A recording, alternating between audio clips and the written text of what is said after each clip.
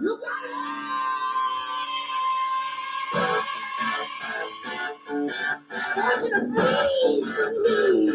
All right. Hello. Happy Monday, my friends. I like a little intro there, but as much as I can get away with.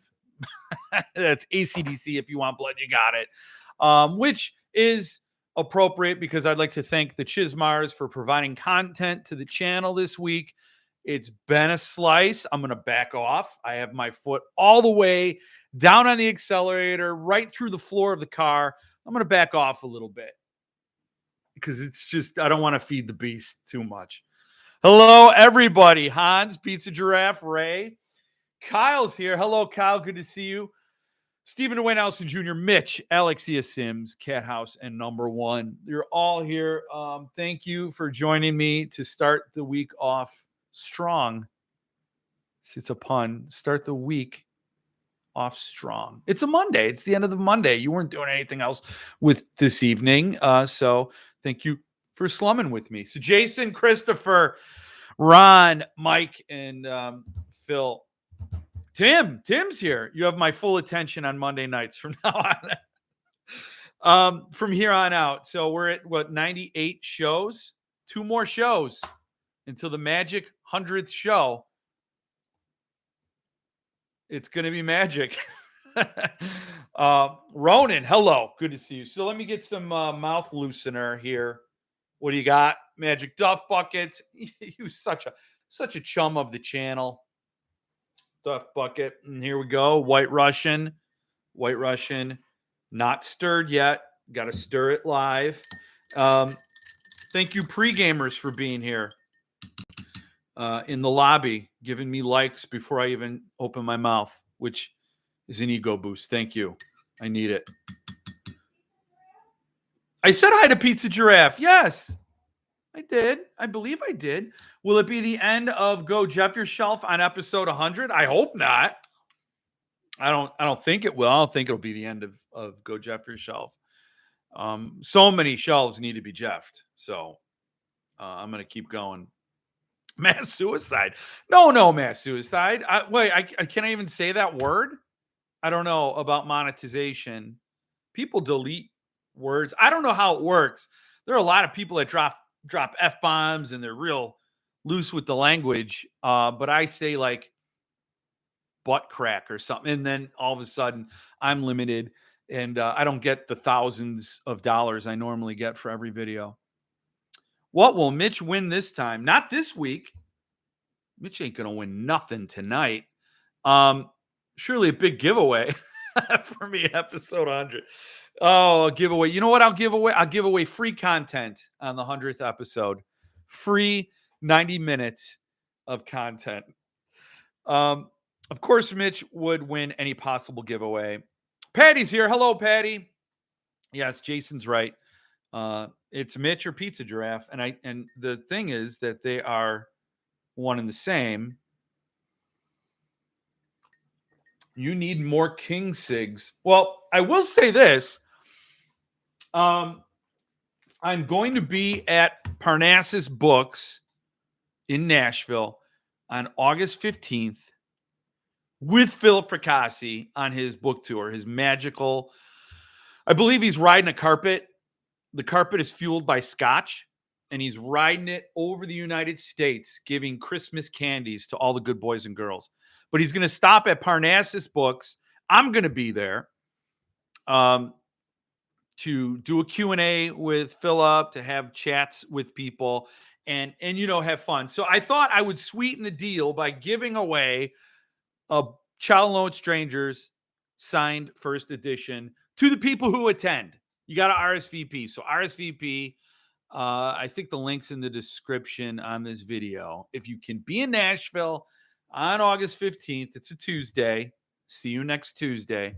And if you are and you can and you're in the seat, you'll be entered for a drawing. Now, currently, the book is not signed. Well, I'm bringing the book, and Philip's going to bring in his signature pen.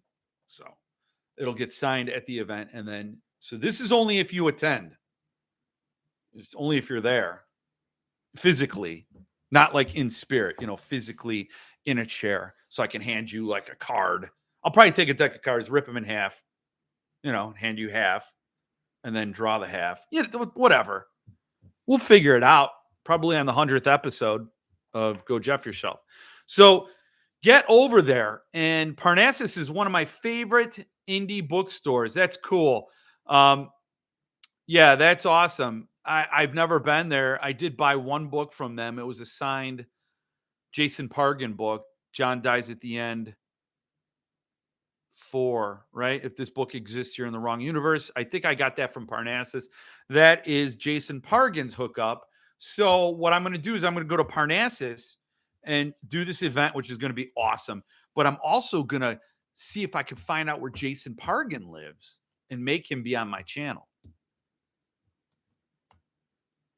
So I didn't admit to anything illegal yet. So I'm just saying, so that's his thing. And I'm excited to see that.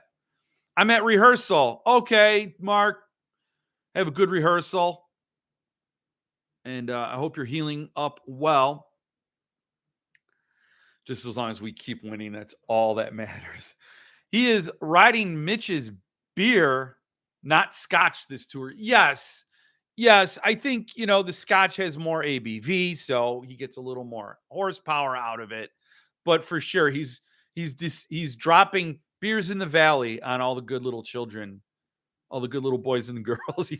He's spreading the beers in the valley. He doesn't have them yet. Mitch has to get that to him in Tulsa. This is like The Stand, right? Philip is on a cross-country adventure. He's got to get to Tulsa, and then he's dreaming about Randall Flagg, and he's got to get to Parnassus, and the world's ending. And it's all, the 100th episode. This is all a simulation, people. This is all, everything's a hologram. So these things are converging. The 100th episode, Philip Fracassi coming to Nashville, and Beers in the Valley. It's all oddly aligning. So we're working on the third act. Great job, Jeff. I so wish I could make it to Nashville. Please do. I'd love to see as many of you all as you can show up in Nashville on a Tuesday night. It's a weeknight. I know you probably got schoolwork. Mitch can't go. It's past his bedtime. Yeah, I will be there on the 19th. Oh. It's a couple days late, man. It's a couple days late. We are going to Ashland, Kentucky on 18th. Hope for a good turnout there. Oh, so that's the one you're going to. Okay. Well, drum it up. Get everybody jazzed about it. It's I'm reading it again. I got a little bit more to go, just a little bit. I'm a slow reader, Stephen Dwayne Elson Jr. I know he's the one judging me. He's like sitting there going, doofus. But man, it's just, there are some things I didn't recall the first time. Like there's a whole character, Mike, that I didn't remember in the book. He's mentioned fleetingly, and it's a very creepy part of the book. Very creepy. And I had no recollection of it. And so rereading it, when I was reading this is the Tor Nightfire arc, advanced my ass, right? Because I'm behind now. But I was reading it, and I had to go look at my Earthling arc. That's what I read before. And sure enough, he was mentioned. So it wasn't like, see, because I first thought, well, maybe he added little things in the book for the Tor Nightfire release. Like you still have an opportunity to kind of tinker with it. And I thought that would have been neat. A little Easter egg for people or a little something for people to discover who had read the Earthling edition. Something new. But it wasn't. And it was cool. But it just goes to my whole, philosophy of rereads. I can't stress it enough. Reread the books you love. And chances are you'll love them even more. From no books for a couple weeks to getting 6 this weekend. Isn't that something when it just floods? It just floods in. I got 2 here. I got The Boys in the Valley UK paperback, $11. shipped from England. I have the link in the description here. I don't know why you wouldn't. It's very cool. I love that cover. Boys in the Valley with the isolated orphanage. Fracassi makes Terror reads so damn beautifully, says Victor Laval, who I want to read his book Lone Women and The Changeling. So he's on my short list of authors I need to read. But this is a great book. And that's a cool one. And then also I got from VJ the signed hardcover, signed in gold. Golden, stay gold. So it's official. I mean, it's out. You should have it. If you've not read it, because you couldn't score an arc, that's understandable. If you've not read it because that Earthling edition was like way out of price range for you right away, understandable. But now your excuses ran out. You should read Boys in the Valley. It's a great read, man. It's very heartfelt, very old school horror. I don't tell Chad Lutsky this. He's not here yet. But I usually don't look for coming of age horror stories. And that's Chad Lutsky's big thing. But I love it when I read it from Chad Lutsky and Philip Fracassi. Isn't that ironic, don't you think? It's weird. Or do we have to be in the chat or the live stream? No, it looks like I'm not going to be able to stream it live when I'm there, unfortunately. So I'm going to look into seeing how I can record it, upload video later on, just to, kind of capture some of it. I'll try to record as much as I can, but I contacted the person responsible for the event at Parnassus, and I was told that the Wi-Fi there is unreliable and it's not going to be good for streaming. So wait, if we are there physically, we're in the giveaway. Yes. If you're Pizza Giraffe, if you are there, you already won this. You already got a signed first edition with the book plate. I don't know if you've read it, but I'd like to know what you think of Something Wicked This Way Comes as well. But yeah, so you're a glutton. You want another copy? I don't blame you. So yeah, you have to physically be there at the event. So I can't make it to Nashville, but I'm hoping to make it to Tulsa on August 12th. I've got to figure out what to do with my dog. I think there's a farm nearby, a brewery farm, and I think it's very dog friendly. So I bet you I'm committing Mitch to watching your dog. So that's essentially what I'm doing, even though he'll be at the event too. I really would love to go to Tulsa. Shit. Jill, we're going to Tulsa. Oh, Jason McDonald's going to be in Tulsa too. Witty. Oh, I want to do the audiobook next. I heard the whoever's doing the audiobook for Boys in the Valley is crushing it. He's doing, is an adult reading the book, I believe, right? And then doing child voices has to be a challenge, and it might be very awkward, but apparently he pulls it off. So if you are audio listeners, if that's how you ingest your books, through your ears, then I think you're going to be very happy with the audiobook. Yes, Christopher, I do want to know what books as well. Stephen Dwayne Nelson Jr. was asking. Thanks for reminding me. I listened to a sample that Philip posted the other day. Sounds very good. Yeah. Fracassi and Taylor Swift are both leaving Canada off their tours. Who cares about Tay-Tay, but very sad about. I believe Philip was going to do Toronto. Yeah, Philip might hit Toronto, says Stephen Dwayne Nelson Jr. Yeah, so he's not leaving Canada off the tour. It's North America minus Mexico. I don't think he's going to Mexico, but Toronto is in the works, and I don't know if it's a done deal yet, but he's definitely trying. Taylor Swift, Tay Tay. I didn't know they called her Tay Tay. Mitch knew, but I didn't. Tulsa is very dog friendly. I hope you can make it. What else? My British version is on the way from Forbidden Planet. Yeah, that I ordered from them before. They're very good. I got mine from Blackwell's for $11. But also check out Forbidden Planet. Speaking of Fracassi, anyone catch his tweet from yesterday? They showed a large stack of signed limitation pages. I asked about it, and he said news on it would break soon. I'm not saying anything. I will say, I'm not saying anything, but I will say everybody will be very happy when they see that news.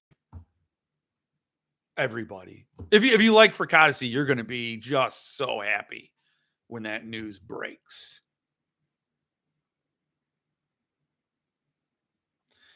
I got a box from Camelot Books today.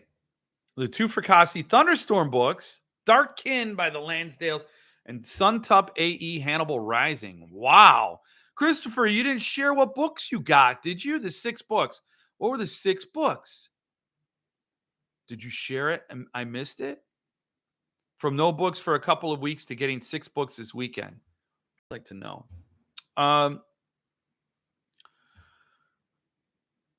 Sadly, I can't. Well, I'm sorry you can't. It'd be cool if you could make it there. Pizza Giraffe. Can't wait for that announcement. It's going to be great. Regarding that stack of signature sheets, he's being coy. Stephen Dwayne Allison Jr., you coy devil. I'm listening to it, and it's pretty great. Yeah, Joshua, thanks for joining us this evening.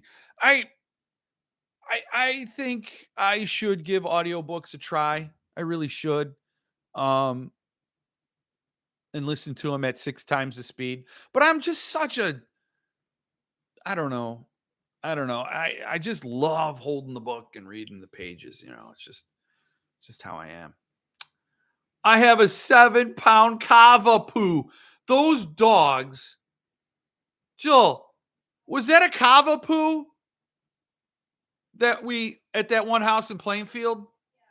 That Cavapoo is like a Beanie Baby that came to life one day. Oh, those Cavapoos are adorable. Oh.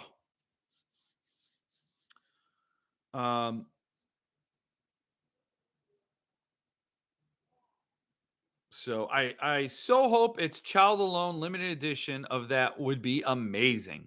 Mike, that was the same guess I had. Seems like an obvious choice if he's doing the deluxe reprint thing.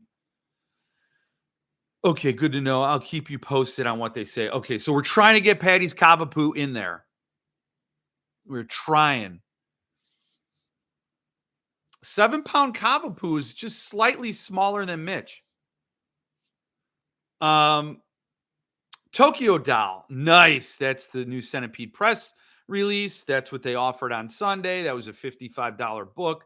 Looks awesome. John McPartland, if you want a nice, affordable edition of some stellar reading, there you go. Centipede Press, Tokyo Doll.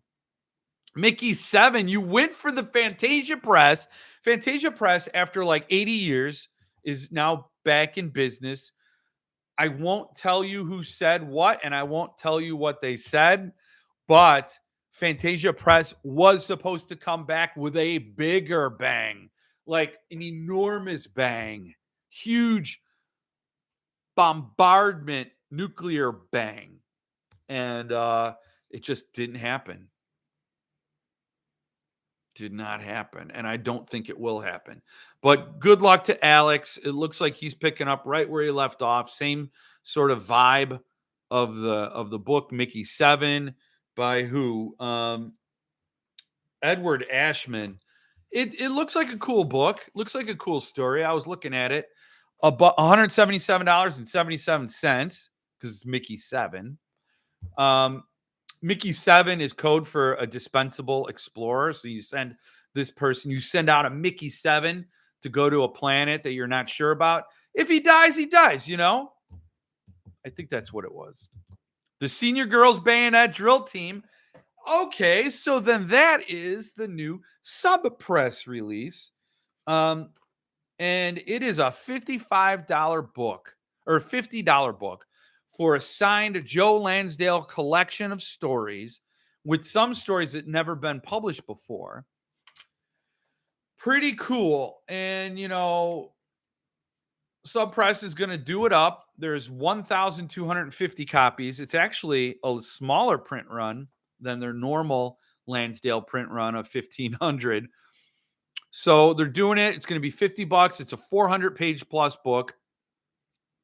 Goodbye, man. And I don't mean goodbye. I meant good purchase, Christopher Bowers. And the crocodile, I heard about that. Wasn't really familiar with who did that one. Working on it. I missed one. Wow, you already got M7? No, it's coming on. Oh, the daughter of Dr. Moreau, Sylvia Moreno. Oh, man, am I messing up her name? Sylvia Garcia Moreno? Boop. Blank. My brain went blank. Actually, Sub Press just announced they had 3 remaining lettered editions of her one book, Jade. God of Jade and Shadow.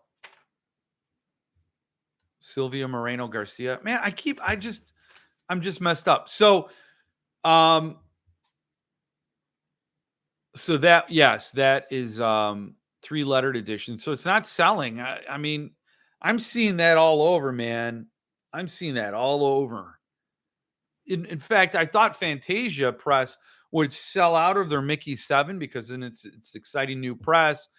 $177 is an interesting price point. It's high enough to keep people away, but in a ballpark of what's going on to keep people buying. So I don't know. It's hard all the way around, man. It's things freezing up, getting a little rigid, getting a little stiff.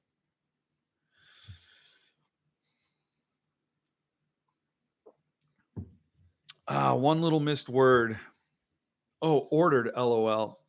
It's mostly new also. Good price. I don't think it's new. It's the first time they were collected. They've never been collected. But, for example, The Hungry Snow was a chapbook by Death's Head Press. The Bird, I just happen to know, that was in Full Bleed, was an IDW quarterly publication. I sold those to somebody in a viewer of the Monday Night Lives. So, yeah, Full Bleed, those 4 volumes. The Bird was in there. So that was cool. Also, news for Beneath the Pale Ale. I'm getting an event set up with Witty to do an interview with one of my favorite authors, Ronald Malfi. I'm stoked. It will be a Zoom similar to Fracassi and Mallory. Awesome, Mitch. I love it. Ronald Malfi. He's in Texas, right? I believe. That's cool. Congrats, man. Congrats on the interview. I have a very exciting interview coming up soon. Yeah. Another one. But I'm happy about. I'll announce that later. Later on. That's great, Mitch. Thanks, guys. I'm really excited. It will be for his new collection dropping tomorrow. Awesome. So cool. He said he was down, just got to work out details. Oh, awesome. If I had an RV, I'd go to the Tulsa.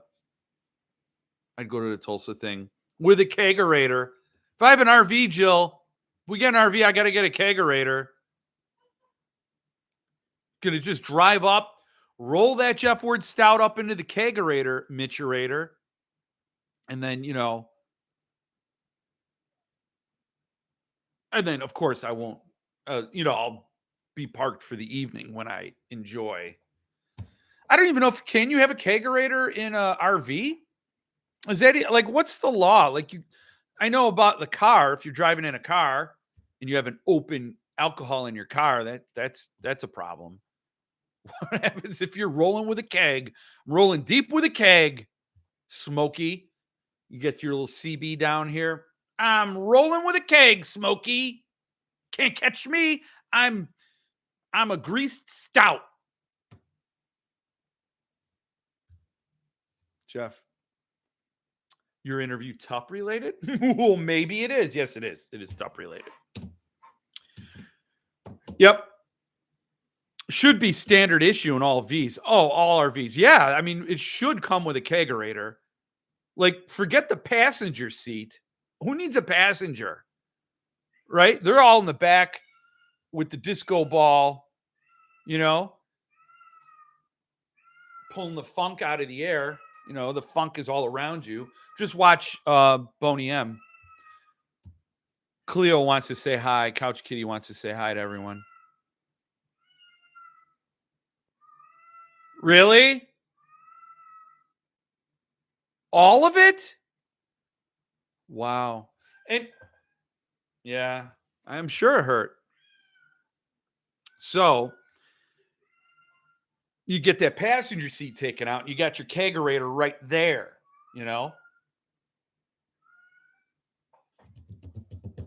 Couch Kitty in effect, y'all. Hans. I said hi to you, Hans, I believe. But if I didn't, now I do. If I come to Tennessee, I'm bringing you a kegerator. Oh, my God. I looked, Mitch. I'm a classy boy.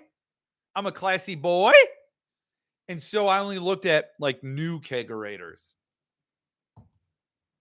And also, I don't want a kegerator that was serving an inferior beer before putting some Rapture Stout in there. It's like, you don't want to sully it. Mitch, don't be a jerk. Include the RV. Mitch is going to roll up here. He's going to roll up here with an RV, and it's going to have a big Jeff Word logo on the side. And he's going to just toss the keys. And he's say peace. And he's just going to walk away. And I'm going to hear the theme from the Hulk, the TV show. And I'm going to I hope he finds a cure for that gamma ray disease someday. He's just going to walk. He's going to be in cutoffs. And he's going to have a hobo sack over his shoulder. He's going to walk back to Tulsa and he's going to write a book about it. And at some point, he's going to pick up a 7-pound cavapoo, and then it's going to be a buddy film. No one said it can't be a 60s model. Those are the best ones. Producer Jill and I want something that's it's like we want an RV that's like if you took a grain silo and tipped it on its side and put wheels on it, that's what we want. Like an Airstream, only deadlier, We want half a mile to the gallon because the thing's so heavy. That's what we want. Jill, it's what we want. I mean, we're not hoping for bad fuel efficiency, but with what we want, we can't get good fuel efficiency. You know what I mean? We want like a missile, a ground highway missile that you could sleep in and kegerate in. That's what you want. I made the very poor choice of passing on the 4 big SST Lansdale volumes. Why? Why, Ron? Ron, why?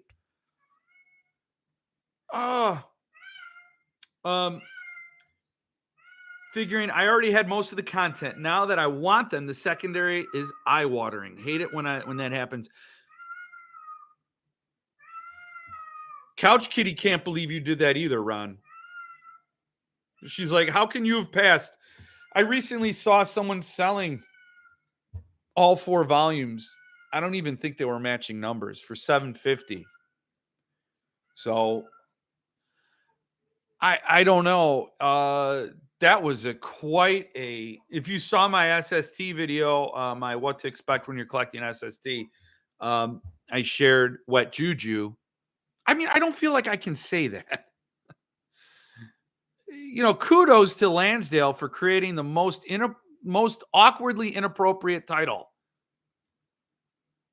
And I talked about it. I think it was like $50 at the time. I don't remember what the original price was. You know what? This is the internet, man. This is the internet. And we can go back in time and we could see what wet juju was charged. 39.95 pounds, which comes out to about $54 for that behemoth of a volume. I don't know how Paul Fry stays in business. Man, I gotta shut up about that. I know I say that all the time. I'm like, dude, shut up. You got a good thing going. This guy's delivering, you know, pure uncut. It's beautiful stuff. This guy, it's like stuff you find in the White House now in white baggies.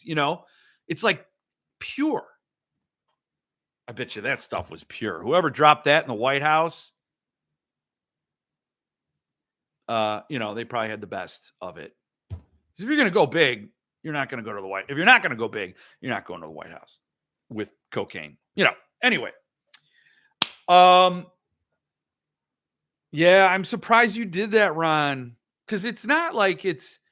I understand you have an extensive Lansdale collection. You're like, I probably have everything in every anthology. But for me, it was a no-brainer. I don't have a lot of Lansdale short stuff, and it keeps a boy off of eBay. You know what I'm saying?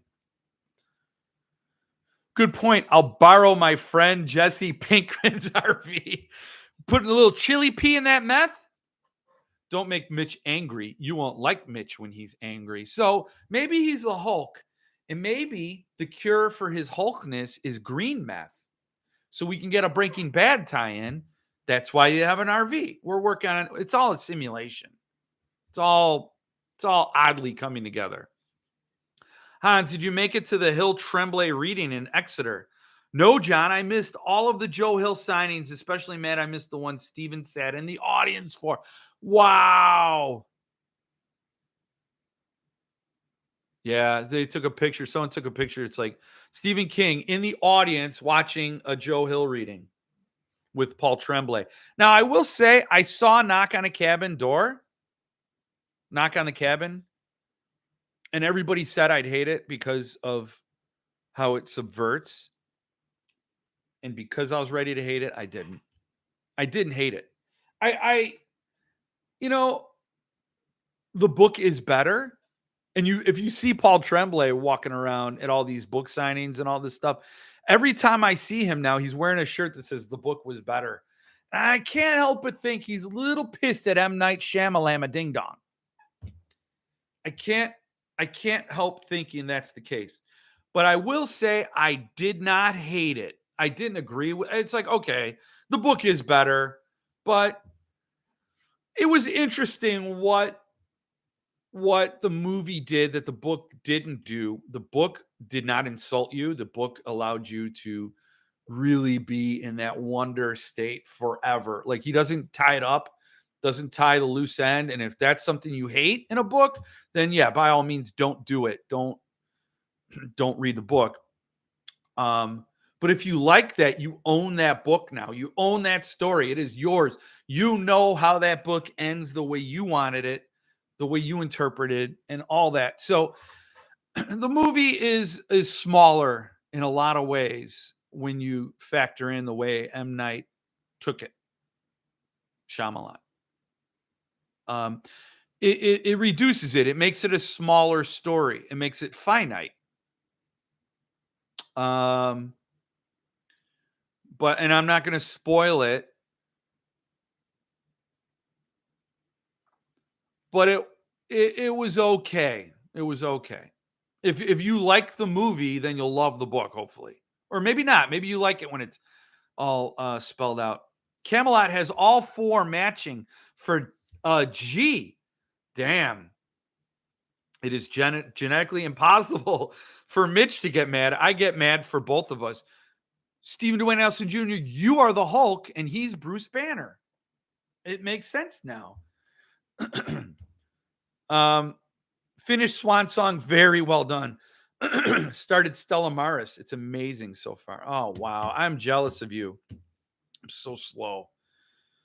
But I plan to catch the Tremblay Fracassi event in Massachusetts. Excellent, Hans. I expect a book report on that. Thanks, Mike, but I can't do a grand. Oh, there's a set on eBay for 600. Huh. And that still gives me serious pause. Yeah.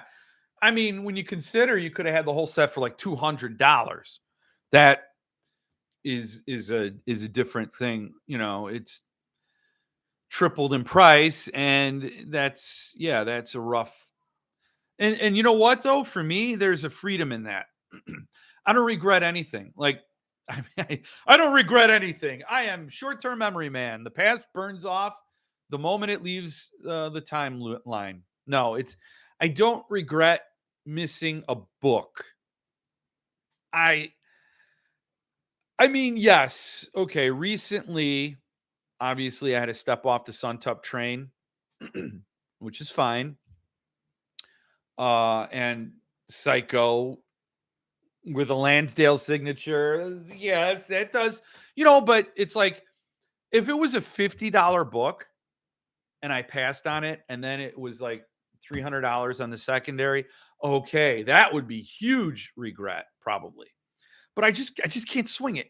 So it's okay. When something's priced beyond my reach, I have total peace with it. It's like um that's fine. The only one that I really regret because it wasn't really out of my price range entirely was Gone South.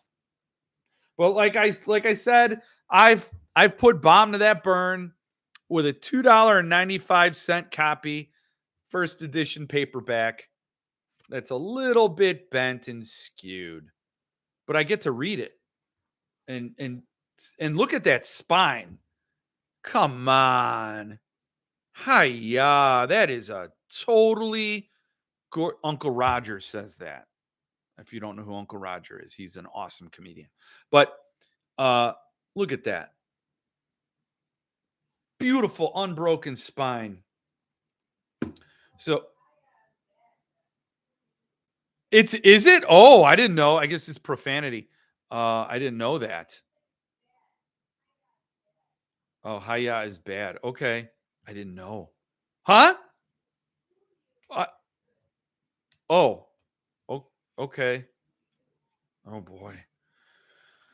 Han, see you there, Hingham, Massachusetts. I hope so. That one or the other one with Mike Golden. Knock at the cabin. He speaks truth to power. No matter how much truth and no matter how much power, that's Stephen Dwayne Elson Jr. Knock at the cabin. The Midworld got J-Date in. Oh, did they? Yes, that was coming soon. And I was so happy to see that. If I had passed on that, I'd have a lot of regret. But yes, on the secondary when they blow up, I just sit back and sip my tea and go, okay, well that's good for that book, good for whoever is collecting, and good for whoever wants to sell. Um, More power to you. I'm at peace. I sleep like I would never buy the four Lansdale set for $300. Let's say if I could find them all bundled for $300, it would be a great deal. Considering I just would pass. I'd just be like, it's $100 more, you know? Oh man, I can't wait to get J-Date. The movie was disappointing. It made me lose respect for M. Night. And as a man apologist and cheerleader for him for so many years, I am sad. Oh, as a main apologist, as a longtime apologist, not a man. I am a man apologist. I apologize for men all the time. Just producer Jill doesn't think I apologize for me personally all the time, but I do. Jill, what's going on, Baron? Good to see you. Good to see you here. Glad you could stop by.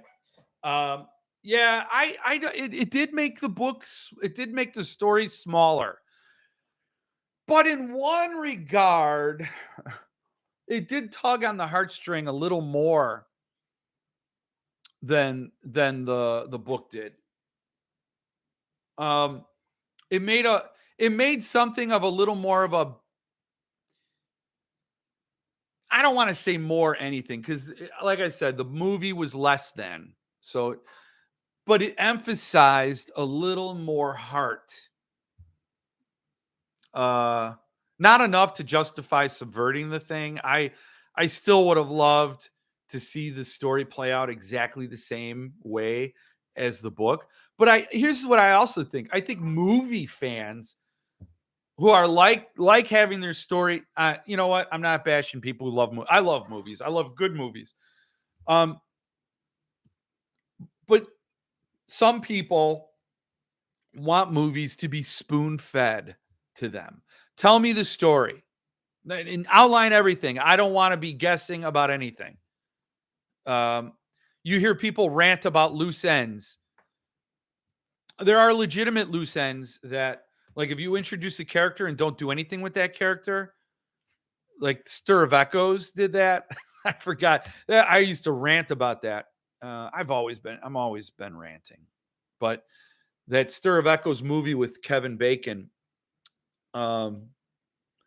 he there was a character they introduced and never talked about him again. And so yes, but there are reasons I think a movie going audience,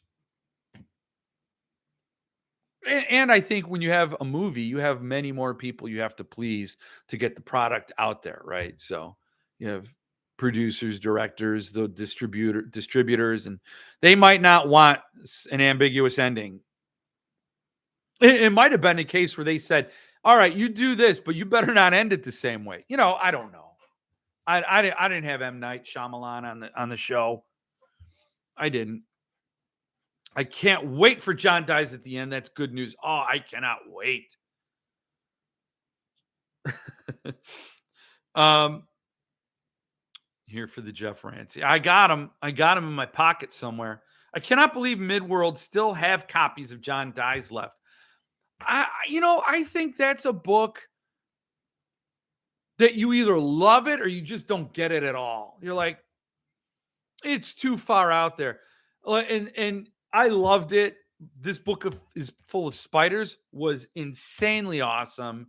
What the hell did I just read? Felt like not. It was still a great book. I still loved it.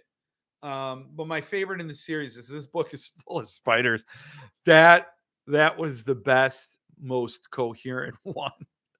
But if you don't dig the humor, if you don't like that sort of immature high school boy humor in parts, in a lot of the parts, you're just gonna be left wanting. Like, I don't think producer Jill would care for the John Dies at the End books at all. I mean, so and I think there's a certain crowd that I don't know how many people who are fans of that book or that movie. The movie was pretty good. Would translate into limited edition collectors. You know what I mean? But I am surprised. I thought that was going to sell out immediately. And I think Midworld's doing the rest. But what if this one that well? Are they not going to do the rest?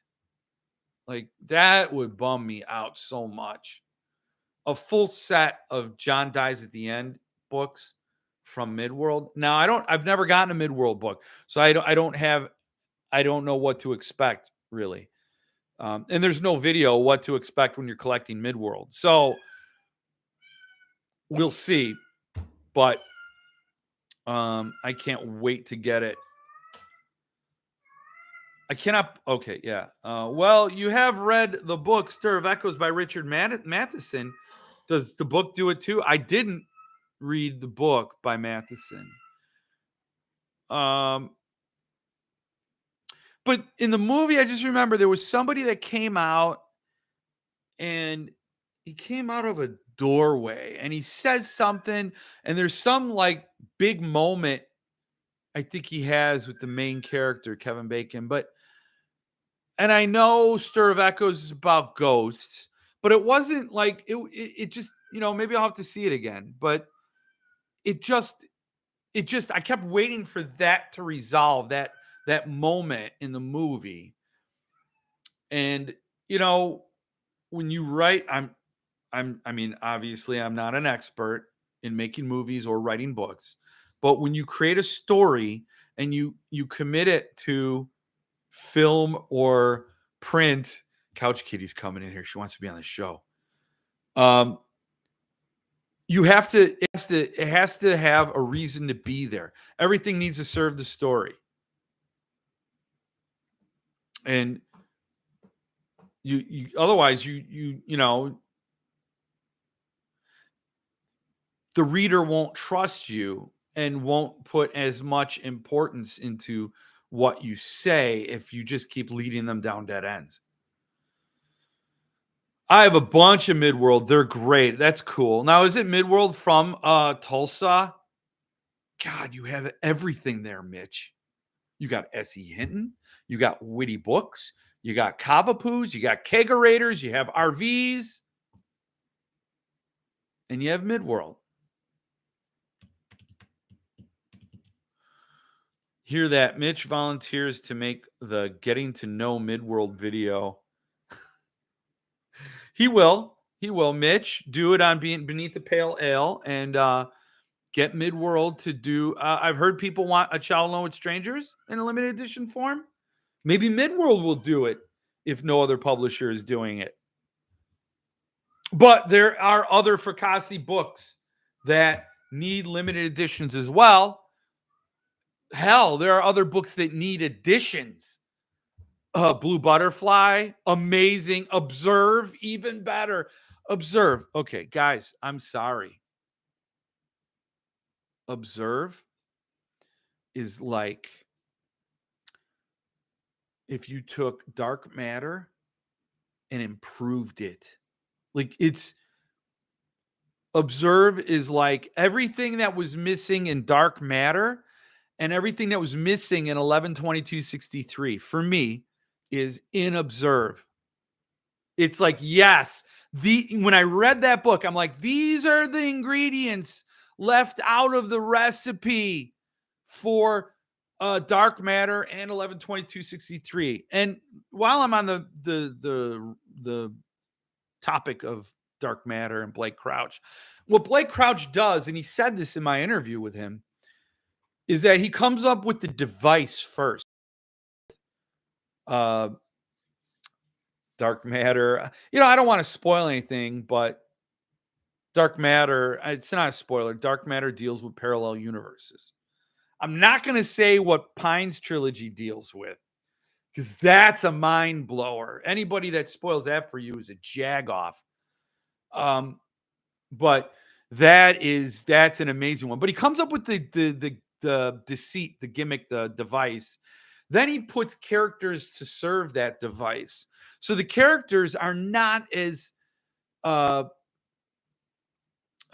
dimensional. I mean, they're very archetypal, right? So in a Blake Crouch story, the woman is the prize, right? It's a rugged action hero, and he is going to hell and back for the woman he loves. It's like, you know, it's like I'm surprised he doesn't get canceled for it because the woman is the prize. And not that he doesn't write strong female characters, but it is this adolescent view of marriage and love that is captured in a Blake Crouch story. I'm not saying they're bad. They're excellent. They're page turners. I'm thrilled I have Dark Matter on my shelf from Suntup. I'm thrilled I read it. I would love to see a limited edition set of the Pines trilogy.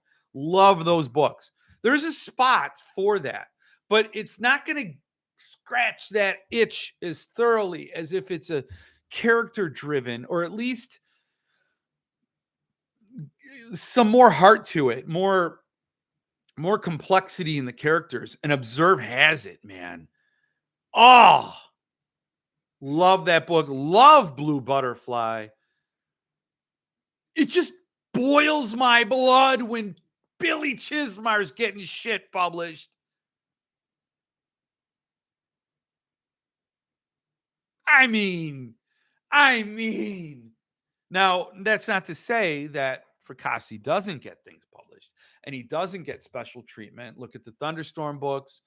Look at the Zagava books, right? So he hinted at something new and cool. So that's not to say he hasn't gotten a moment, but there's just so much. He's such a talented guy. The guy's is a tremendous talent. Um, okay, what did I miss? I think Stir of Echoes movie was really leaning on The Shining, where the book didn't do so much. Huh? Okay. I for one welcome our new couch kitty overlord. Who are you, Keith? No, wait. What was Jill? What was the news anchor in The Simpsons? Kent Brockman. I for one welcome our new ant overlords. Oh my god, I'm about to steal your video series. They're in Bixby, which is like 10 minutes outside of Tulsa. I didn't realize that Oklahoma was a national treasure state. I didn't realize. I've been to Oklahoma. I'm not going to get into religion or politics, but I worked for Oklahoma Christian. They're a university in Edmonton, right outside Oklahoma City, and I worked for that school, and it was a trip, man. It was a trip. Never worked at a university with students like that in my life. Woo! Okay. I go back and forth. My favorite for Kasi, Observe and Boys. Boys, man, Boys in the Valley, so much heart. And just I I mean, so when I read it the first time, I went in blind, right? It was an Earthling book. So that it wasn't a Fracassi book that got me to read it. It was Earthling. And I I was really interested because Earthling, I love Earthling, and I wanted to get back on the ARC train with Paul Miller. And he sent it to me, and I'm like, I really want to like it, and I loved it. And then it's like, I think even before I got it, I reached out to Philip and said, "Will you appear on my channel and do an interview? I'm going to read your book." And he's like, "Sure, I'll do it." And I'm like, God damn, I better love this book. And I did. It was so easy to love this book. And it's so easy to love everything Philip Fracassi writes. I'm serious. Um, it's just, like you grow up reading King and you're kind of like looking for that kind of storytelling, and it's here. So anyway, rereading it, I'm like, oh yeah. So I see what you're saying. Like your favorite is either Observe or Boys. Um, but Gothic is awesome too. Child Alone is awesome too. So there's so many, and I think it's awesome to have all that stuff out there. But those are Oklahoma miles, so 10 minutes outside could be 30 miles. Yeah, I learned that moving to Tennessee. It's funny. Uh, my sister-in-law lives 19 miles away, and we get to her place in like 25 minutes. And in Chicago, when I lived in Oak Lawn, the suburb of Chicago, it was 13 miles to downtown, and it was like an hour and a half. So minutes and miles mean different things in different places for sure. Let's say from my house, Bixby is about 6 to 7 miles. Wow. My house is Avi, the epicenter of Tulsa, of course. Hey, Russell, happy Monday. You're enjoying the lives. Well, you're going to have a busy day tomorrow, aren't you, Russell? You and rolled oats. You're going to be rolling with rolled oats. Can't wait, Russell. Safe travels, my friend, my buddy boy. Shame on you all for making me do all the heavy lifting. Huzzah, producer Jill. Shut up. You worked for OCU? That's funny. Yeah, dude, we need to get a beer and swap stories. Yeah, Oklahoma Christian. I came up with an ad campaign for them. That was our job. So we were I was working at a marketing firm, and we just did higher ed, and we came up with an ad campaign for them. So it's going to be the review book. It's going to be all the stuff. It's good, and it was key messages. So these are the cornerstones of your brand. So whenever you talk about Oklahoma Christian, these are the points you need to make.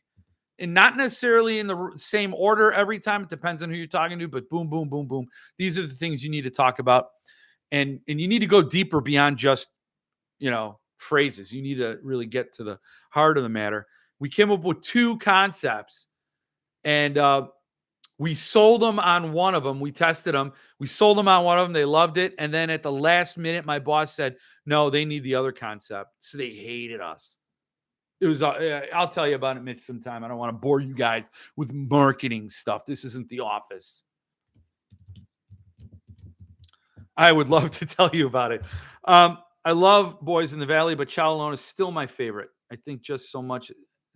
Yeah, I think just has so much going on. There is a lot to Chow Alone with Strangers that's amazing and incredible. And I love that a lot of all the Philip Fracassi books are so different. They hit different, right?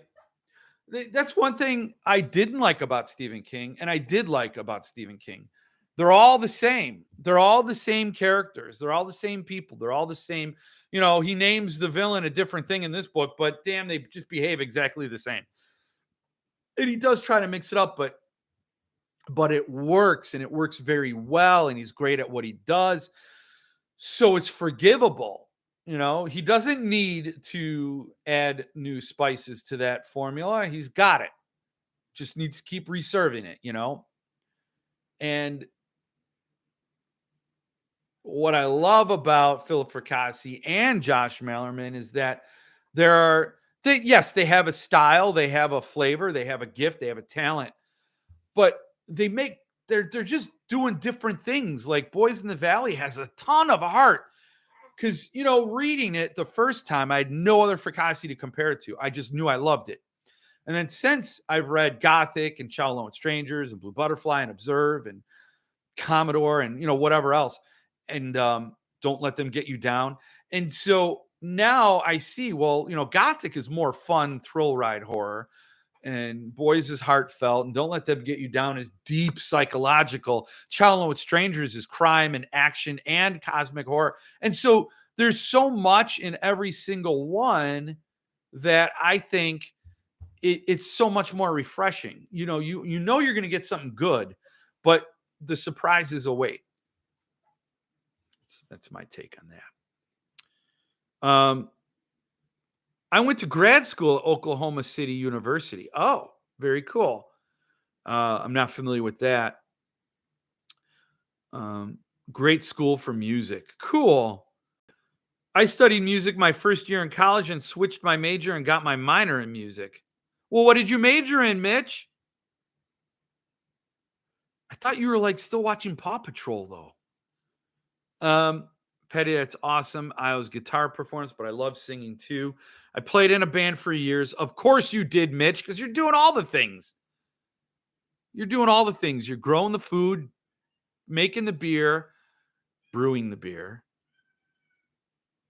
and playing the music. You're doing everything. The Buzz Machine is working hard on Holly. Ugh. Gag. Sorry, gag. Holly. And you know what makes that book even stupider? All right. Well, I didn't read it. It might be a great book. Apologies. That was over the line. Market 0. But what makes that book even less appealing to me is it's COVID related. Oh my God. Who wants to read about anything that has anything to do with COVID? Even a little bit. It's too soon. You know what? Save that for the nostalgia crowd. When the kids grew up, the quarantines, that's they said the kids who were born during COVID in the year 2035 will be called the quarantines. That's what they said. I didn't say it. I didn't, so don't blame me. But save that horror for the nostalgia crowd. Because right now, holy shit, who wants to read about this cringe-worthy character? Because Stephen King is just ham-fisting. Okay, well, whoa, slow down. Back up. Stephen King is ham-fisted with his treatment of somebody who may be on the spectrum, maybe autistic or some other. I don't know what Holly's deal is, but he's not handling it well. He's not making the character, in my opinion, believable. I don't know. That's just me. Just me. Sorry. I'm learning guitar now. Nice. Cool. Holly is going to be horrible. My major was in accounting. Yes, because you're always so. Yes. Producer Jill, Mitch, we got to get Mitch to do our books. Jill. I lost producer Jill. She's gone. I have a minor in accounting. I had to find something practical too. Now I'm a court reporter. Oh, that is cool. That's cool. I bet you it's super boring though, right? I mean, I say it's cool because that's like a drama moment, right? But I bet you actual courthouses are just like parking tickets or whatever. I don't know. I don't like Holly is just King's new magical blank trope too. Yeah. Yeah. No, it's yeah, Mitch is an accountant. We gotta have him do our books, Jill. So he's gonna come over in the RV with a kegerator, sit down for a day, do our books, and then hitchhike back with his cutoffs on, trying to find a cure for the gamma ray disease while he plays guitar and brews beer. That's an accountant. Mitch is an accountant that counts. So there's your free tagline. Oh man, you're gonna do your own firm, Mike and Mitch, Eminem. Have to run early tonight. Thanks for hosting, Jeff. See you all next week. All right, Ron. Sorry that I had to stoke the regret on the Lansdale collection. I understand why you did it, though. In hindsight, it sucks. But when you were dealing with it, you're like, no, I don't need that. That's cool. Let's do it, Mitch. Maybe we could afford more books and beer that way. Well, Mitch can afford all the beer he makes. He grows it himself. Just a little break. Oh, thank you, RA, for buying the Chiz mug. Much appreciated. I hear some crazy stuff some days. Sometimes it's boring, but usually not. Oh, sometimes it's horrifying. Oh, well, then that's the bad end of the drama, right? You don't want anything that's traumatic. You want drama, not trauma. You know what I'm saying? My twin brother's name is Mitch. You identical or fraternal? And I'm sure maybe you don't want to be asked. New Levidian coming soon. Yes, he teased a new Levidian. I know what the title is. If you're a Patreon supporter, you know what the title is. I'm gonna pass on it because it's a bind freeze. Hey, if I passed on the McCammon, yeah, that's a high bar, man. I can't believe I passed on Gone South, guys. I can't believe I did that. But I did. I'm stronger on the other side. I'm a survivor. I ain't going to give up. So, yes, the new Levidian looked pretty cool. Oh, yes, I started the show. Oh, wait, supposedly identical, but he's only 5'11". I'm 6'6". Wow. Did anybody ever study you guys? They like to study twins. You know, they like to poke and prod them. But that's got to be something interesting with the height differential. If you're identical, that's wild. That is wild. So, a couple of things. So I said, Chismar, they're donating content to the channel because holy shit, they're the Chismars, you know, with the whole, that whole bribery scandal, the whole bribery. Buy my book because I need the rankings. Not because it's a good book. That's whatever. Just buy the damn book because I said so. And then Billy Chiz has to get that Purple Chat book, Mr. Purple. And then I had the revelation here on this live about what Mr. Purple really is. And I got, some comic relief out of it, which is something. And then I read this. So, there's a whole lot of snowballing stuff. But then as I was posting the video, I don't know if it was the video where I reviewed Mr. Purple or with the video where I reviewed Doing Dirty Work. But as I was doing that, my email dinged and I got an email from Cemetery Dance. They're giving away a Gwendy Magic Feather chapbook if you buy Becoming the Boogeyman. It just doesn't end. And I'm like, it's exhausting. Like, man, you wore me out. I guess that's their angle, right? If they just like, how angry can this guy be? How angry can he stay? Can he go the distance? And at some point, it's just like, whatever. You guys are assholes. I can't even keep up. It's not even a fun dance anymore. You guys are stupid. Mr. Purple. I think what we need to do is have a Widow's Point watch along and then we'll riff track it.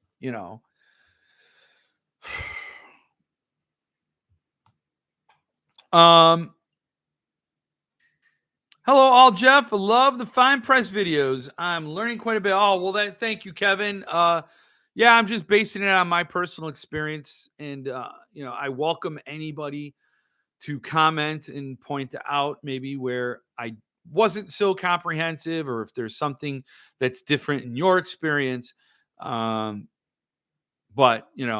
I just wanted to do them because I know what I would have wanted as somebody just starting out to hear these different names. I'm not seeing really too many other booktubers talk about these publishers. There's me, there's Sean Lynch, and it's terrific, and we're doing yeoman's work. But I think it's helpful. Maybe Tim, you could do Gauntlet since I hate Gauntlet, or maybe Sean Lynch can do Cemetery Dance. I should do a What to Expect When You're Collecting Cemetery Dance, and then it could just be 100% toxic. Oh, producer Jill wants me to do that. What to expect when you're collecting. Here's what the video will be, though, Jill. What to expect when you're collecting Cemetery Dance.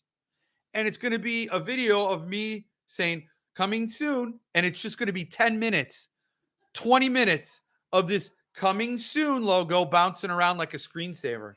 Coming soon. 20 minutes of that. Because that's all you should expect when you buy from Cemetery Dance. A promise of coming soon. We'll get it to you when we get it to you. Right now, Richie is signing his books. Yeah, or in the meantime, go to this other one. I don't know. It's, while you're waiting, watch these 3 videos.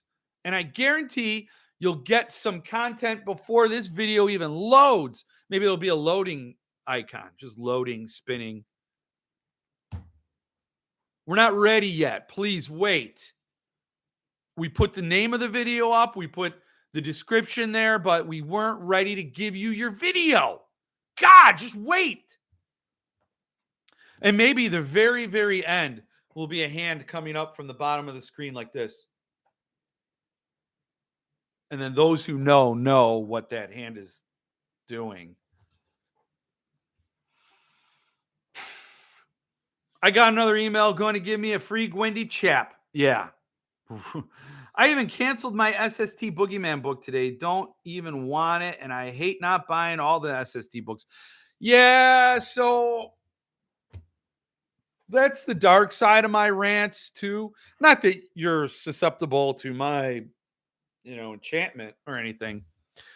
But I like it when Paul Fry sells books. I happen to love that, I don't blame you. I didn't order it, I didn't order the Handyman or any Bentley Little books from Paul Fry. So yes, only buy what you want and only read what you buy, whatever, just I agree with not getting Chasing the Boogeyman. On the other hand, I want Paul Fry to sell out at Chasing the Boogeyman and Becoming the Boogeyman. and boogieing with the boogeyman or whatever the hell else he's going to come up with. Because you got a $500,000 2-book deal. I mean, can some of that go to Philip Fracassi or Brian James Freeman or Chad Lutsky? Can we get some of that energy for them, for actual goddamn talent? Huh? How about that? $500,000. Richard Chismar is just going to go to the lake in his bass boat because it's going to be stacked on top of his other money that he's just taking from cemetery dance.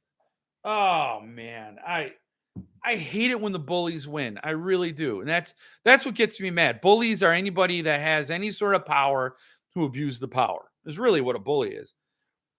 And I like to see bullies brought down. And I think Richard Chismar is a bully in many ways.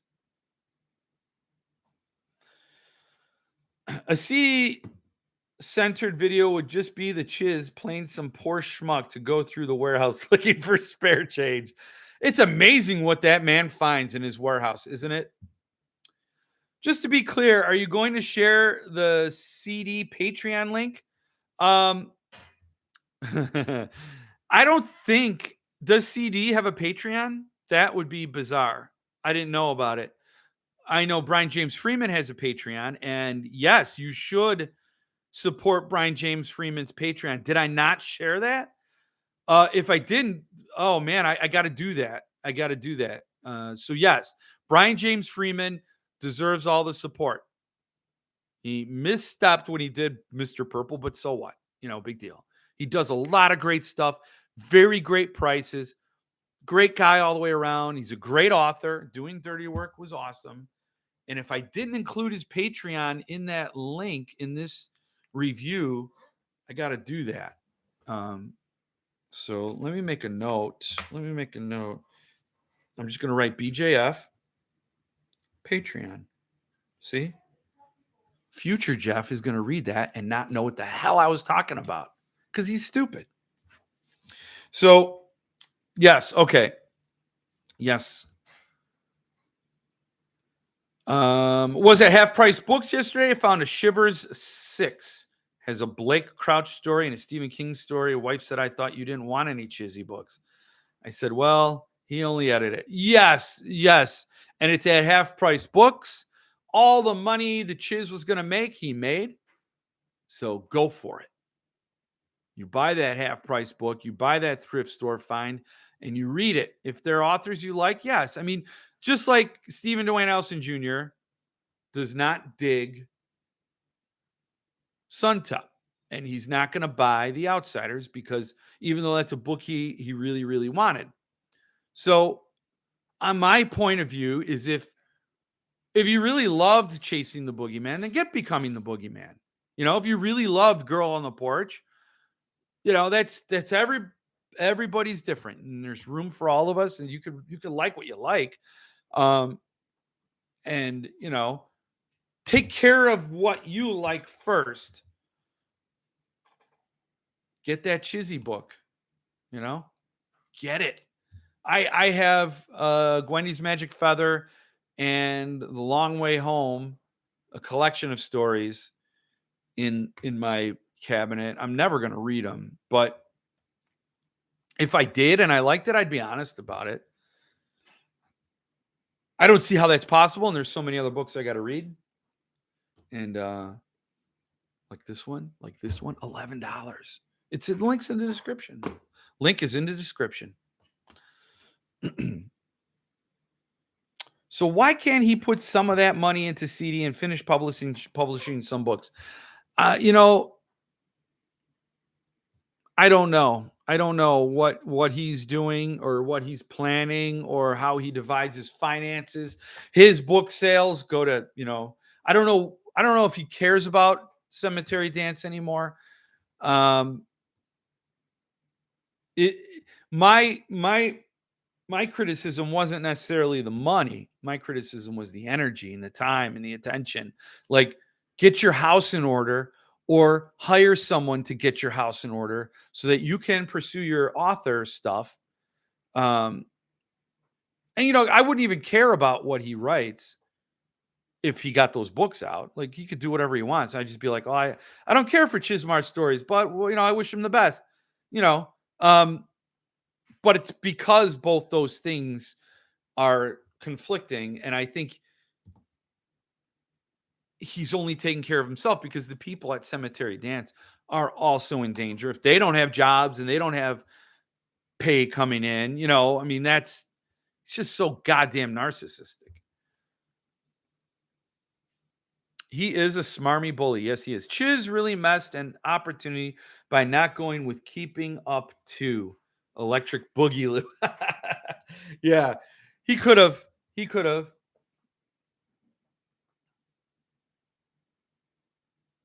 Why can't Jeff Strand get a $500,000 two-book deal? Paul Tremblay once, this was a couple of years ago, he's like, hey, in full disclosure, here's what I made on Head Full of Ghosts. It was 75 grand. And everybody's like, you think you write one book and it's major and everybody loves it, and it goes off the rails, and everybody's talking about it and it sells so many copies.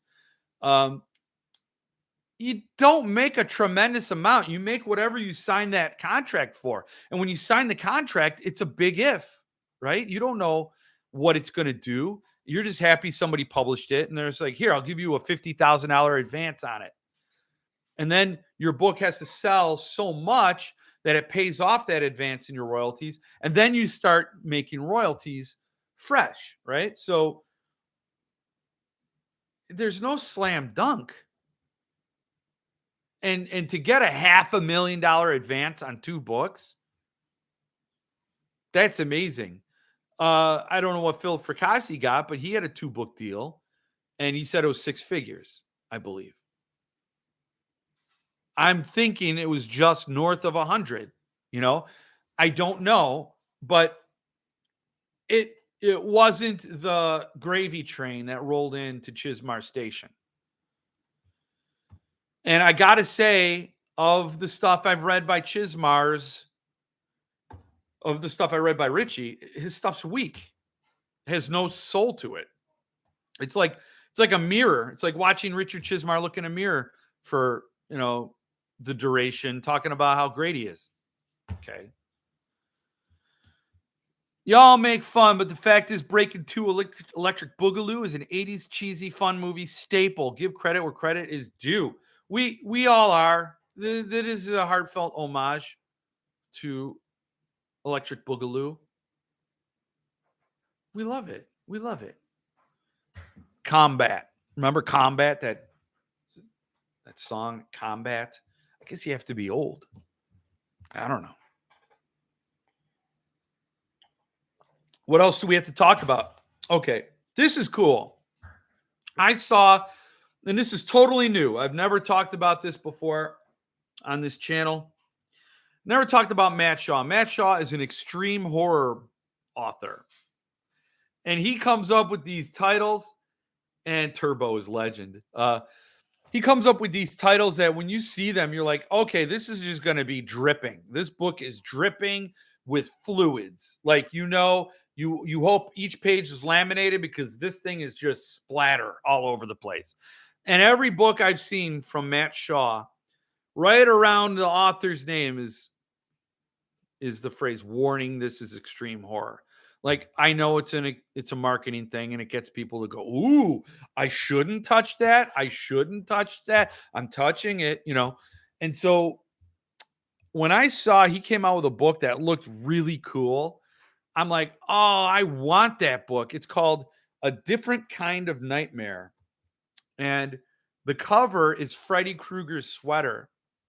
And the history of the book is that Matt Shaw has an idea for how to connect Nightmare on Elm Street to Friday the 13th in a good way, and not like that Freddy versus Jason bullshit. That was a dumb movie. First of all, you have like a 35-year-old high schooler.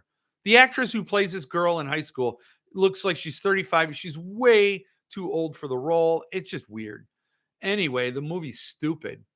But Matt Shaw came up with a very, very thoughtful way to connect the two to set up a conflict between Freddy Krueger and Jason Voorhees. And I didn't think I put the link in. I'm going to put it back in. I'm going to put it in the description here, but it's called A Different Kind of Nightmare. It's only $45. It looks like it's bound really cool. Very stylishly done. And I'm dying to know about this book. Looks really, really, really cool. And Matt Shaw, A Different Kind of Nightmare. So I don't know if anybody's interested in Freddy Krueger. I grew up watching, Nightmare on Elm Street, and he was my favorite horror villain icon. I loved Freddy Krueger movies. Nightmare on Elm Street 3 was incredible. So anyway, I loved all that whole series. We got a Freddy Krueger shirt coming out, don't we, Jill? Yeah. 2 of them, actually. 2. And so anyway, I just thought I'd bring that to your attention because you guys, you might like horror. I don't know. It is my belief that Richard Chizmar did some soul searching and made the decision to be the best-selling author instead of biggest small publisher of horror fiction, which he had already achieved. Well, did he also make the soul searching decision to be a total douchebag? I mean, so Chiz switched gears, dropping his business like a hot potato. Yeah. And there are a lot of people that depended on that business, customers and employees. We all got caught. Yes, we did. We all got caught in the lurch, for sure. I will further point out that when King co-wrote Talisman with Straub was already a best-selling author, as was Stuart Onan and even his son Joe Hill. But not the case with King and Chiz. No. And I think, King just softened as he gets older, and he's like, I got this unfinished Castle Rock story. Why he is talking to Chizmar at all, like, I don't understand where the relationship came from, but Chizmar's like a tick on King's balls is what he is. And he's just getting fat there. And, he's coming out with a book called King Revisited, where he reads all the King books and then writes a book report on all the King books. And they're going to publish that shit. I don't know. Does he have evidence on Stephen King? Does he know something that Stephen King did on one crazy weekend? And now it's just forever he's going to hold it over him. I don't know. I don't know why they're friends, why they have this close relationship, but it obviously can't be too close because he can't get King to sign the signature sheets for Flight or Fright or Face in the Crowd or whatever else he needs. He couldn't get Tabitha King to sign Caretakers. Like, what is the holdup with all of this stuff? Why do they have a relationship? And I don't know. It just doesn't make any sense. But you're right, Hans. Why did King make Chizmar rich? Why did he do that for him? Are there not any other authors that at least have a working imagination that he could couple with them, like as in a boxcar, like a train, to be clear, and leave and take that career to new heights? There are a million authors. I'd love to see King collaborate with Joe Lansdale, even though Joe Lansdale's established. King and Fracassi, King and Mallerman, King and Thomas Oldehuvelt. Well, I'm not usually a fan of collabs between authors. I like authors. They do what they do, but if you're going to have King with somebody, why Chizmar? Why? I just don't understand it. I mean, he's so obviously riding King's coattails. It's kind of embarrassing. If I was King, it's embarrassing to keep such a suck ass close to you.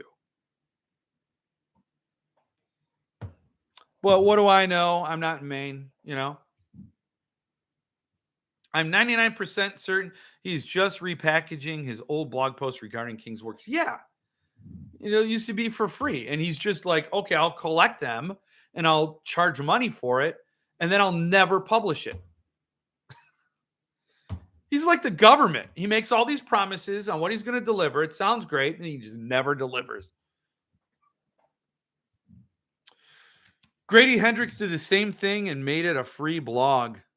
Wow. Yeah, I mean that and that buys you something that selling a book wouldn't, if you're offering these insights on your blog, it endears readers to you, and then they're more willing to buy your books. But it gets you affinity, it gets you a relationship. So I remember how it started. Chiz had his magazine and going strong, and he got a phone call from King's agent asking if he was going to keep King's story. So Chiz ran and dug into his submission stack and found a Stephen King story submitted to his magazine. From that moment on, Chiz and King have been tight. Really? That's all it was? King got his stuff published in many magazines. Huh. Well, if I was King, I'd say, look, publisher author relationship, fine. But what endeared him to the writing styles of Chismar and offering like nice blurbs about Chismar's writing. But Chiz didn't even know King had sent him a story. He had to get a nudge from King's agent. Oh, that's crazy. Wow. That makes sense. And if I was King, I wouldn't even nudge. I'm like, oh, he doesn't want the story? Psh, wow. Wow, that's embarrassing. He shouldn't reveal that story. King wanted a story in Cemetery Dance. He liked the magazine. And you know what? So why wouldn't King even be more mad at Chismar? Because Chismar ruined the magazine. The last one they came out with should have been published in 2019, and it was all outdated. They were reviewing books that had long seen print. It's ridiculous. And it's like a disgrace to that memory of that magazine. If Stephen King liked it so much, why wouldn't he be one of the top people offended by the way Chismar just put it all in the shredder, burned all that legacy to the ground?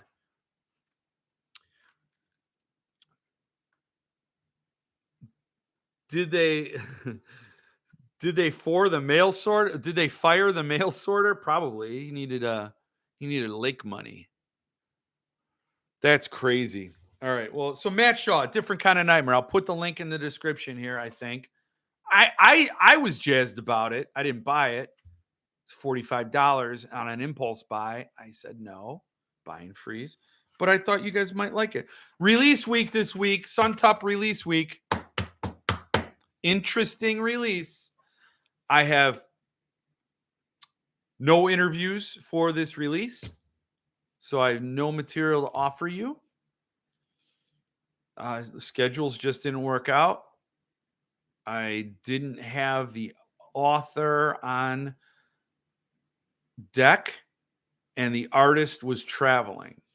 The art looks awesome. I love the art. So, Suntop release week. Curious to know what you guys all think of it when it arrives. Rumor has it the next Cemetery Dance magazine will feature an article about this new flu-like virus going big in China from fall of 2019. Yes. Oh, what is this mysterious illness? What will we ever be able to do to stop it? Fight Club is what folks are saying. Yeah. I'll say it because it's the week of the release. And I know how excited I would be for Fight Club. I would be over the moon for Fight Club. That would be another tough one to pass on. Oh my God. Oh, Fight Club? Oh. But let me put that to rest. It is not Fight Club. I thought it was funny how people jumped to that because he wasn't doing any hints. And people are like, oh, that must mean Rule number one, you don't talk about Fight Club. So he's not talking about it. And if he ever does Fight Club, he already burned that option because that is a brilliant way to tease Fight Club. And I was hoping he would do Fight Club based on the Chuck Palahniuk signature in Rosemary's Baby. I am glad he's not doing Fight Club because of the buying freeze and et cetera and so on. But you know the drill. So it's not that. Why does Centipede Press keep emailing us to pre-order Boogeyman to get a free? Oh, that's Cemetery Dance to get a free signed book. I got like 4 of them already. You know, Ronan, you're not the only one. Cemetery Dance. You said Centipede, but I know you meant Cemetery Dance. Centipede or how I'm doing it. Cemetery Dance got Sean Lynch to buy 5 goddamn Boogeymans. And it was a funny video. If you have the chance, go check out Sean Lynch. SP Lynch is his YouTube name. And he did a video where he's like got all these it's a funny video about chasing the Boogeyman because of all the promos. And you know what? He pushed chasing so hard, he burnt everybody out. Now, who's going to do the same thing for becoming the Boogeyman? Like when he said, I'll give you a free signed chasing the Boogeyman if you buy becoming the Boogeyman. Well, all these people were already pressured till they were crying tears of blood over chasing the Boogeyman. They probably already have like 8 copies of it. So they're not going to want a free. That's not an incentive to get becoming the Boogeyman. And I think he figured that out. He's like, I found these chapbooks that are worth absolutely nothing because the one Gwendy book that nobody gives a shit about is the one I authored myself. Seriously, I want to sell Gwendy's Magic Feather, the limited edition, but it's not worth my time to list it. It's like I saw it sell for like $30. I'm like, okay, well, I'll warehouse it until such a time where it's going to get me at least 80. Because it's not worth it for me for that $30. So whatever. If you guys want to give me $100 for it, I'll sell it right now. I'll even throw Doodle in there on a separate piece of paper if you want. So he's bribing people with, it's like, I don't know. It's paying for garbage with garbage at that point. It's Suntup's edition of Chasing the Boogeyman. Yeah, that would be the easiest pass in the world. I don't think Paul Fry did Chasing the Boogeyman. I just got a visit from the Jill Reaper. I don't think Paul Suntup would ever do a Richard Chismar book. I'm on a buying freeze now too, but I still get things from Levidian. Yes. It is not Fight Club. The no clues for next book was not a clue. Right. I want to letterpress Suntup Lonesome Dove so hard. Many people do. And I don't know why. I don't know if that's in the works. I could imagine he would do it. Dude, there's only 10,000 of those chapbooks, though. A chapbook of a book that nobody really wanted. So it's like less than nothing to go by becoming the Boogeyman. And then to see all these people on Facebook suck up to this second-rate suck up. It's like, how do you, like, Mr. Smithers is sucking up to Mr. Burns. Why would you suck up to Mr. Smithers? Like, Richard Chismar's Mr. Smithers. Only a lot less interesting and like an eighth of the personality. Ugh.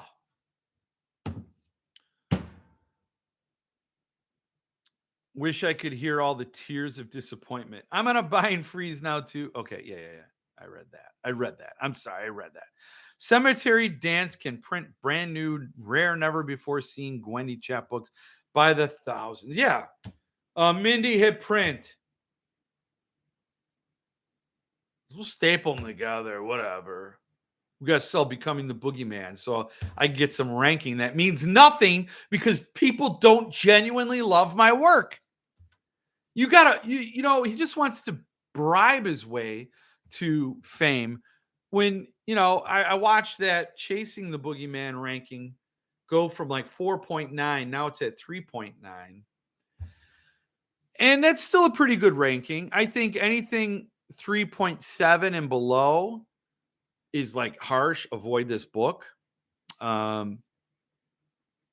At least on the surface. What I do is if there's a book there are some books I absolutely love that are like ranked 3.7 or 3.5, and you go to look at those 1-star reviews, and that's where you learn, like, are there common themes to people who hate this book? What are they like? If they're like, I hate that the road has no punctuation. Okay, quotation marks is all it is. Okay, I get it. Anything else? Like, I couldn't follow it. Okay. Recently, there was an author on the Books of Horror page who said he didn't like the road because he didn't see the point to it. And you know what? Opinions are all fair, but that is a wrong opinion to have. And especially from an author. Authors need to be deeper than readers because you need to go there and get the story and plumb the depths and be able to have that sort of imagination so you could bring something to the readers that's real treasure. But if you're not getting a book, I just have a higher standard for readers, for authors. You want to master the craft, but yet you can't grasp the road. And the road is not complicated. It's hard to follow because there are no quotation marks. So there's the man and the boy, and they're on a road in a post-apocalyptic America trying to survive. The story is that simple. And if you're an author and you can't understand that kind of blows a fuse for me. The point of the book, he's like, there's no plot. They're not doing anything. Okay, if you need to get to that point, well, the man is trying to get to the ocean. He thinks if he can get to the ocean, maybe the fish aren't as affected as all the animals on land because it's nuclear winter. Ash is constantly falling. Nothing is growing. So deer that eat the grass die because they have nothing to eat because the grass isn't growing. People are starving to death. They can't eat the deer because the deer are dead. They're raiding stores and houses for canned foods, and that's pretty much what they're down to. It's that or cannibalism because, again, the world is frozen. Nothing is growing. And the man thinks if I can get to the ocean, the fish might not be. He doesn't know. He's hoping. And that's the thing. That's the point of the book. It's the love of father to son. And it's the only thing keeping him going. And the author didn't understand that. Now, I can understand people not wanting to read it because no punctuation or no quotation marks throw you off. Fine. And it's not to everybody's taste, the way Cormac McCarthy writes. Fine. But to not understand the book, it kind of pisses me off.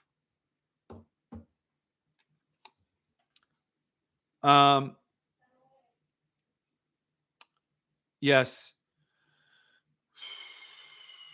I watched the video you recommended by Sean Lynch. I didn't know Richard Chismar owned Cemetery Dance. Yes, he is the owner and publisher of Cemetery Dance, and he's chief asshole. It's the same approach that politician is using where you donate like $5, he will give you a $20 gift card. Yeah. Yeah, that Sean Lynch video on Chasing the Boogeyman was really fun. It was awesome. It was great. I can't recommend that enough. Stephen Wayne Nelson Jr. to be a billionaire governor. I saw that post about the road. I was like, what? What the hell, dude? Yeah, it's okay to have a different opinion. And even as an author, you can have a different opinion. But I was just shocked. And I was annoyed.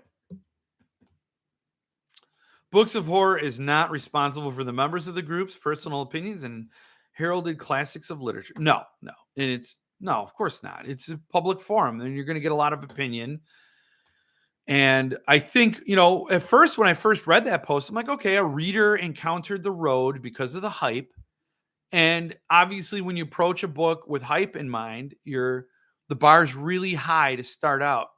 And so you're not going to dig it, maybe. And that's fine. But then I clicked on the biography because somebody mentioned one of his books. I'm like, what? This guy's an author? So anyway, that's where it happened. Thank you, Jeff. Always makes my Monday. Have a great evening, all. Take it easy, Kevin. Books of Horror hasn't mattered in years. Oh, well, it's fun. I still like it. Books of Horror respects all opinions of all readers, even those derps and goons. At least they read books, yes. Books of Horror has devolved into finger pointing and infighting. Yeah, it got too big. That's true. It did get too big. Yeah. Yeah, no, and you're gonna get that. Things get ruined. Here is something, anything, and it could be wonderful. Now add people. Okay. More people. Okay, now it's gone. Once you add people and more people, everything's ruined. I had no trouble reading The Road. I think it's great. It is a perfect book. I read The Road on a flight from Boston to Seattle. Wow. That had to be. I can't do that. I don't know. My brain is a broken-legged mule, not a racehorse. But man, I remember finishing The Road when I was on the train home from work and I sobbed. Okay, sorry, Jill. She hates it. I mean, she hates me. So what else did I have to talk about? Suntop release week. Oh. Well, this is just for Patreon supporters. Levidian had a really awesome deal. I can't share the link to it because it was only for Patreon supporters. And it involved the Matthew Corbett bundle of trade paperbacks. Oh my God. I read The Road 13 or 14 years ago. I got to revisit it. Yeah, you do. You, Mitch, especially as a dad now. Jeff can only read in complete silence with an ambient temperature of 78 degrees. It's actually, I need a temperature of 70. In complete silence and some Oreo cookies. So anyway, so Levidian, if my sister-in-law is watching, she's not. If number one's still watching, she's not. If Rob wants those Matthew Corbett books, tell me. I'll get them for him. Also, I was looking at the chapbook sales on eBay just to piss myself off, apparently. Somebody sold this one for $25. Who the hell bought it for $25? And then this one sat unsold at $10. That is not justice. This should be given away and used as coasters, and this should be sold for at least $25. It's a great story. Watch my review on it if you don't believe me. And then you cannot believe me there too. So what, you were like one, Mitch? I picked up Levidian set today, was already thinking of it, and this was a no-brainer. Yeah, I mean, that was awesome of him. His mom read it when she was pregnant. Doesn't count, Mitch. That's hilarious. Sorry for the obnoxious laugh, but I am me. And the other thing is Sub Press is doing a third printing of Gardens of the Mood. They're going to third printing. You thought second printing was obnoxious. Boom. And they announced the third printing. William Schaefer was like, we're not going to do this. This isn't going to become a habit. So he already knows about the noise that will happen. But third printing, it's like, wow. I am watching. Uh-oh. I don't know if I'm in trouble. You took the words right out of my tiny baby mouth. Sister-in-law was watching. Just finished Splink. That was so funny. New York Times best-selling author. How much was that people rebuying the book? Yeah, that's the thing. He sold like, let's say he sold 5,000 copies in a week, which is what it takes to become a New York Times bestseller. And he sold that to 1,000 people because they bought 5 copies each. All right, well, I got to go because Jill's going to get an attitude if I don't. Yeah. It's too late from the chatter I hear from the other room. So my goose is cooked. But all you guys can have, and guys, I know I'm sorry, I'm not trying to misgender anyone. You people, you individuals, have a great evening. It was a lot of fun. Come to Nashville for your chance to win a chow loan with strangers, and it'll be signed and handed right to you at the event. We'll do the drawing. Hello, and you got to be there you got to be there. So if you came in and you left because like, God damn, that Jeff is annoying, well, you don't win the book. You can't. You have to be there. I call out the name. Got King of Hearts. Who's got King of Hearts? King of Hearts over here. Okay, Mitch, congratulations. Put the kegerator in my van. Stranglers. So good night, everyone. Thank you all for being here. Even Julie. And I hope to see you all again next week. I hope to see you guys in Nashville. You know, I know that's not possible for everyone, but have a great week. I got to go to that event so nobody else can win. So, yeah, I'm going to do a video on it soon to get more RSVPs. And till next time, good night. Thank you for being here. Stay frosty and don't chiz the sheets.